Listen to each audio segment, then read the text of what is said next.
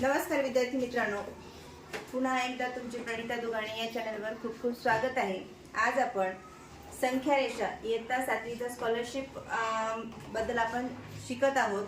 तर याच्यामध्ये इयत्ता 7वीचा संख्या रेषा हा घटक बघणार आहोत। यामध्ये आपण काही बेसिक कन्सेप्ट जे आहेत ते क्लिअर करून घेऊया, म्हणजे संख्या रेषेवर संख्या कशा प्रकारे मांडल्या जातात। तर सर्वात अगोदर संख्या रेषा म्हणजे काय, संख्या रेषा म्हणजे काय हे जाणून घेऊया। आता संख्या रेषा म्हणजे काय, तर अशी रेषा माहिती ना, आपण गणितामध्ये बेसिक कन्सेप्ट शिकलो। रेषा दोन बिंदूंना जोडणाऱ्या रेषेला रेषा असे म्हणतात। मग आता गणितामध्ये आपण बघितलं संख्या रेषा ही काय आहे, रेषा आहे, ही रेषा आहे। आता या रेषेवर जर आपण संख्या लिहिल्या तर ही काय होईल, संख्या रेषा होईल। आता संख्या रेषेवर पहा, शून्य आणि शून्याच्या उजवीकडे काही संख्या लिहिलेल्या असतात आणि शून्याच्या डावीकडे काही संख्या लिहिलेल्या असतात। शून्याच्या उजवीकडे आणि डावीकडे, आता शून्याच्या उजवीकडे ज्या संख्या असतात त्या धन संख्या असतात आणि शून्याच्या डावीकडे ज्या संख्या असतात त्या ऋण संख्या असतात। ठीक आहे, इकडे 5 लिहिलं आणि इकडे सुद्धा 5 लिहिलं। तर पहा, जेव्हा रेषेचे बिंदू संख्या दर्शवतात तेव्हा त्या रेषेला संख्या रेषा असे म्हणतात। रेषावरचे जे बिंदू आहेत, रेषावर दोन रेषा जोडतात, दोन बिंदूंना सुद्धा जोडते रेषा आणि असंख्य बिंदूंना सुद्धा। एका रेषेमध्ये असंख्य बिंदू जर असतील तर त्या सर्वांना जी जोडलेली असते ती सुद्धा रेषा असते। मग आता ही जी रेषा काढली आपण, या रेषेवर फक्त दोनच बिंदू काढलेत का, आपण नाही, बिंदूवर रेषेवर जास्त बिंदू दिलेले आहेत। मग तर हे जे बिंदू आहे, प्रत्येक बिंदू काहीतरी संख्या किंवा नंबर डिनोट करत असतो। मग इथे पहा, इथे एक बिंदू शून्य दर्शवतो आणि शून्याच्या पुढे जे बिंदू आहेत, उजवीकडे जे बिंदू आहेत ते धन संख्या दर्शवतात आणि शून्याच्या डावीकडच्या संख्या ज्या आहेत त्या ऋण संख्या दर्शवतात, किंवा डावीकडचे बिंदू ऋण संख्या दर्शवतात आणि उजवीकडचे बिंदू धन संख्या दर्शवतात। ठीक आहे,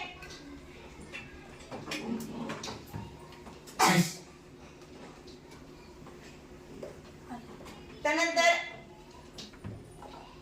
संख्या रेषेवरील संख्या डावीकडून उजवीकडे चढत्या क्रमाने व उजवीकडून डावीकडे उतरत्या क्रमाने लिहिल्या जातात। पहा, संख्या रेषेवरील संख्या डावीकडून उजवीकडे, म्हणजे डावीकडून उजवीकडे लिहिताना आपण काय लिहितो, चढत्या क्रमाने लिहिलं जातं। म्हणजे इथे शून्य लिहिला, शून्याच्या इथून जर लिहिलं आपण, ही डावी बाजू आहे, इथून आता उजवीकडे लिहित चाललो आपण, तर हे कशा चढत्या क्रमाने लिहित जातो, आहे की नाही। आणि इकडून जर लिहायला तर उजवीकडून डावीकडे गेलो तर शून्याच्या जस्ट बाजूकडून जर आपण लिहिलं तर पहिली संख्या काय लिहितो, 1 लिहितो, ऋण 1 लिहितो, नंतर ऋण 2, ऋण 3, हा काय इकडं डावीकडे चढता क्रम आहे। पण इथून जर आपण बघितला तर 5 नंतर 4 नंतर 3 नंतर 2 1 0, म्हणजे इकडून चढता क्रम आहे, उतरता क्रम आहे। डावीकडून लिहिताना चढता क्रम लिहितो आणि उजवीकडून लिहिताना उतरता क्रम लिहितो। त्यानंतर संख्या रेषेच्या सहाय्याने दोन परिमेय संख्यांमधील लहान मोठेपणा ठरवता येतो। तसेच जेव्हा दोन परिमेय संख्यांचे छेद समान नसतात तेव्हा छेद समान करून त्यांच्यातील लहान मोठेपणा सुद्धा ठरवता येतो।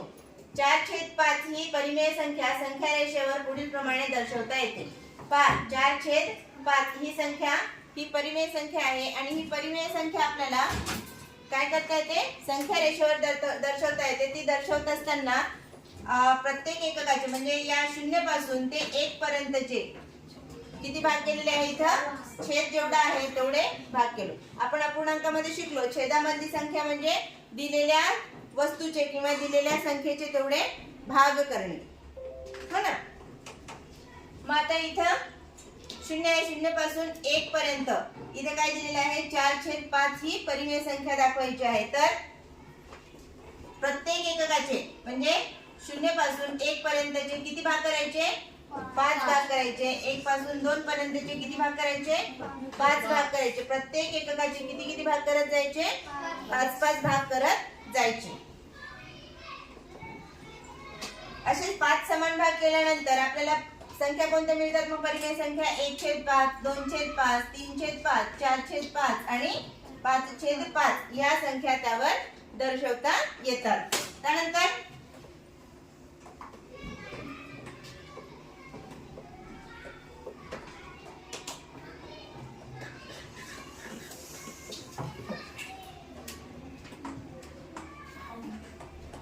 त्यानंतर पहा, संख्या रेषेवरील बिंदूशी निगडीत असलेल्या संख्येला त्या बिंदूचा निर्देशांक असं म्हणतात. संख्या रेषेवरील बिंदूशी निगडीत असलेल्या संख्येला, आता इथं काही एक संख्या रेषा दिलेली आहे आणि त्याच्यावर बिंदू दिलेले आहे.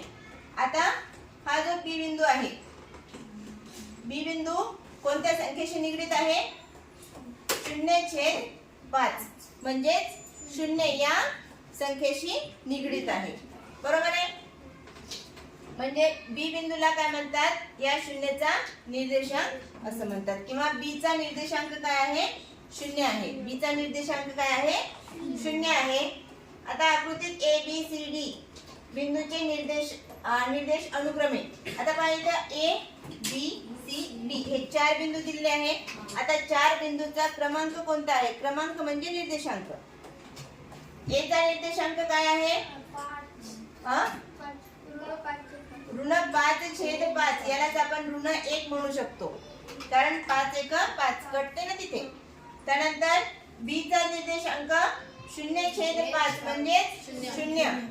त्यानंतर सी चा निर्देशांक 4/5 किंवा धन 4/5 असं म्हणू शकतो आपण. त्यानंतर डी चा जो निर्देशांक आहे 5/5 आहे, तर तो धन 1. इथपर्यंत काही अडचण? जर काही डाउट्स असतील तर ते विचारत चला. ठीक आहे. आता अंतर आणि निर्देशांक कसे काढायचे? संख्येवरील कोणत्याही 2 बिंदूचे निर्देशांक माहित असतील तर त्या बिंदूंमधील अंतर काढता येते. आता अंतर काढता येते म्हणजे डिफरन्स, बेरीज किंवा वजाबाकी करून आपल्याला ते अंतर काढता येतं. पहा, हे अंतर काढण्यासाठी मोठ्या निर्देशांकातून लहान निर्देशांक वजा करायचा आहे, म्हणजे आपल्याला ते अंतर निघून जाते. जसं आपल्याला डिफरन्स जर म्हटलं 4 आणि 3 यांच्यामध्ये कितीचा फरक आहे म्हटलं तर 1चा. कसा काढला आपण? 4 मधून 3 वजा केले, 1 मिळालं उत्तर.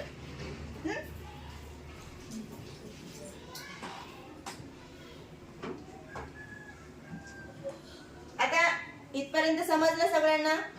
संख्या रेषा कशाला म्हणतात? संख्येवरील बिंदू संख्या रेषेवरील ज्या रेषेवरील बिंदू संख्या दर्शवतात अशा रेषेला काय म्हणतात? संख्या रेषा म्हणतात. त्यानंतर संख्या रेषेवर मध्यभागी 0 असतो आणि प्रत्येक बिंदूचे काय समान एकक असे भाग केलेले असतात. प्रत्येक एककाचे समान भाग केलेले असतात ना. मग 0च्या उजवीकडे धन संख्या असतात, 0च्या डावीकडे ऋण संख्या असतात. 0च्या उजवीकडे धन संख्या, 0च्या डावीकडे ऋण संख्या असतात. आपण पूर्णांक संख्या शिकत असताना शिकलो ते. 0 मध्यभागी असतो, उजवीकडे धन संख्या, डावीकडे ऋण संख्या असतात. मग जसजसं उजवीकडे जायचं तसतसं त्या संख्यांची किंमत काय होईल?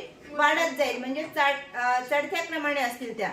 आणि 0 पासून जसजसं खाली येऊ तसं काय होईल? त्यांची किंमत कमी होत जाईल, म्हणजे उतरता क्रम लागेल तुला. इथपर्यंत समजलं? ठीक आहे.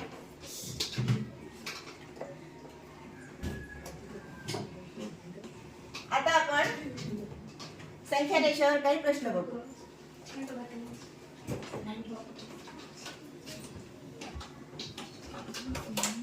इथे एक संख्या रेषा दिलेली आहे.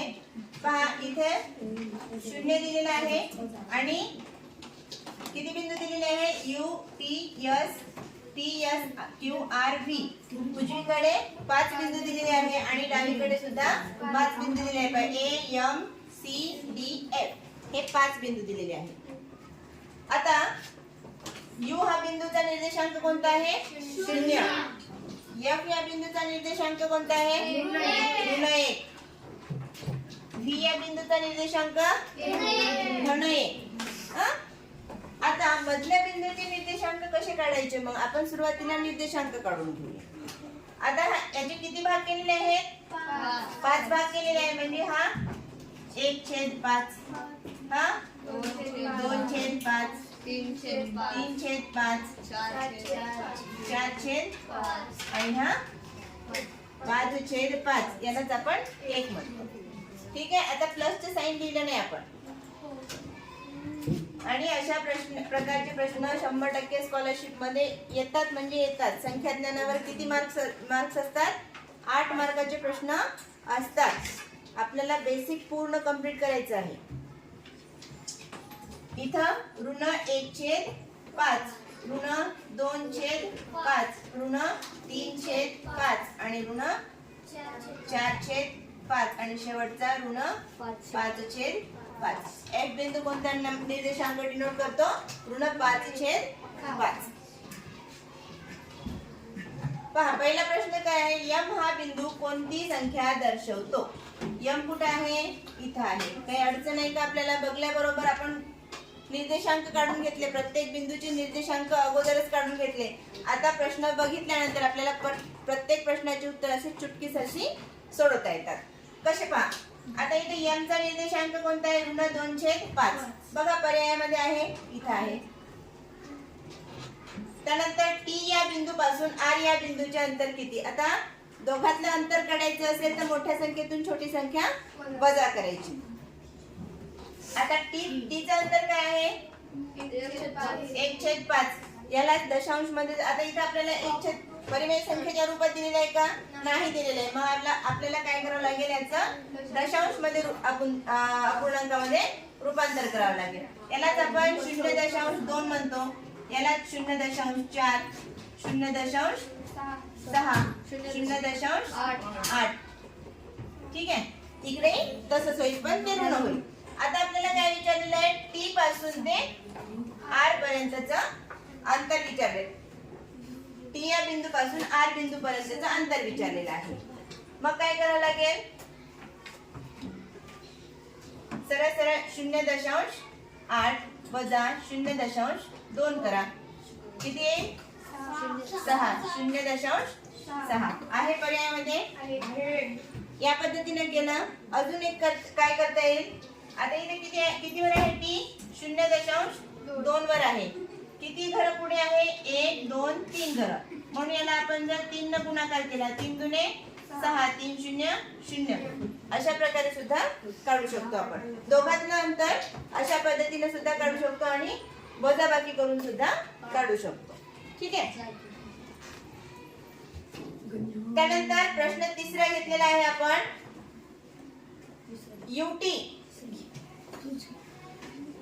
UT प्लस SI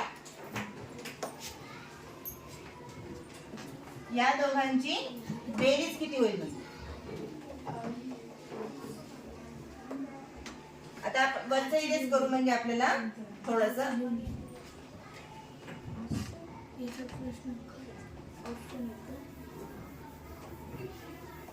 या प्रश्नाचं उत्तर लिहिण्यासाठी आपण काय करत आहोत? हे इरेज करत आहोत.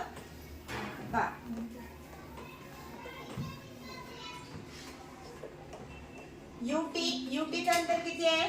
0.2. मध्ये काय चिन्ह आहे? अधिक आहे.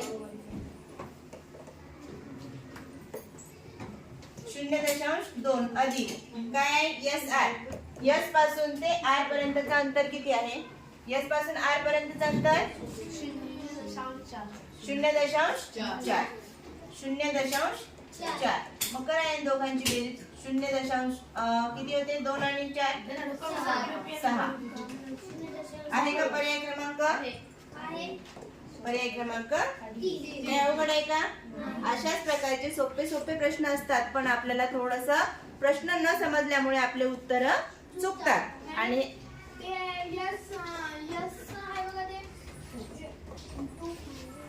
2/5